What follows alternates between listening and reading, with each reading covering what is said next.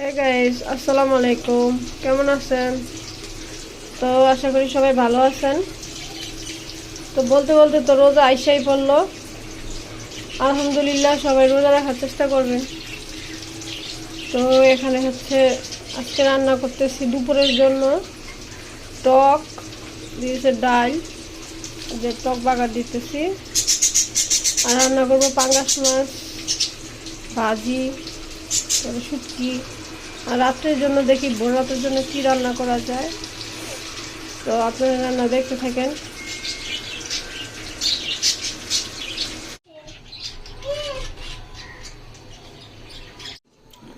তো ওই যে মাছ ভাজতেছি, কড়াইটা গরম একটু দিছি, কারণ কড়াই যদি ভালো করে গরম না হয় তাহলে আপনি কিন্তু মাছটা দিলে মাছটা লেগে যাবো গা। তো যতক্ষণ ধোয়া উইটটা কালো না হয়ে যাবো গা ততক্ষণ পর্যন্ত কিন্তু মাছ দিবেন না। এটা হচ্ছে একটা রান্নার একটা টিপস। হ্যাঁ, এই যে দেখেন আমার কড়াইতে অলরেডি ধোয়া উঠতে আছে, আরও ধোয়া উঠবো, আরও গরম হইব। যত গরম হইব তত মাছ মনে করেন যে সুন্দরভাবে উঠাইব। এখানে আমি পাঙ্গাস মাছটা বসে দিলাম টমেটো দিয়ে আলু দিয়ে। এই হচ্ছে করলা ভাজি।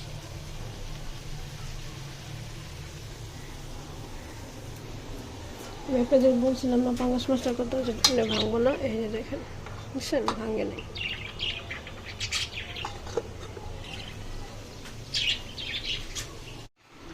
তো আমার তরকারিটা কিন্তু হয়ে গেছে, ধন্যবাদ দিয়ে দিচ্ছি, মরিচ দিয়ে দিচ্ছে।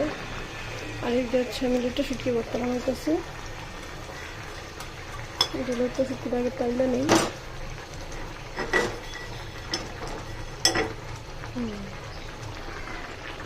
অনেক কাজ বাকি আছে, কাজগুলো এখন গিয়ে করবো। তো বন্ধুরা, এই যে দেখেন আমার চাশনিটা শুটকি তরকারিটা কিন্তু শেষ রান্না। লইট্টা শুটকি রান্না করছে। এই যে যারা লইট্টা শুটকি খাইতে চায় না, মানে তুলে ফালা দেয় পাতে করলে, তারা এরকম এরকম করে একটু করে দেবেন, শুটকিটা গুলো দেবো। তো আমি কিন্তু এখানে টমেটো দিচ্ছি একটা, টমেটোটা দিলে ভালো লাগে তাই টমেটো দিচ্ছি। শুটকিটা কিন্তু আমরা একটু শুকাইবো, কারণ শুকাইলে একটা শুটকি রান্না করলে দেখবেন যত কালো হয়ে যাব তত মজা লাগবে তরকারিটা। আর একটু মানে হইব, আর একটু কালা কালা হইব, আর একটু কালা কালা হইলে তাহলে আমার শুটকিটা হয়ে যাবে।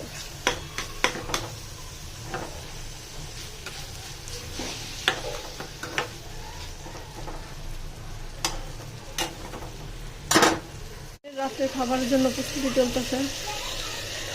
মুরগির মাংস ভাজতেছি, যে বাইরে রাত বোরাইতের জন্য সবাই সেরি খাবো।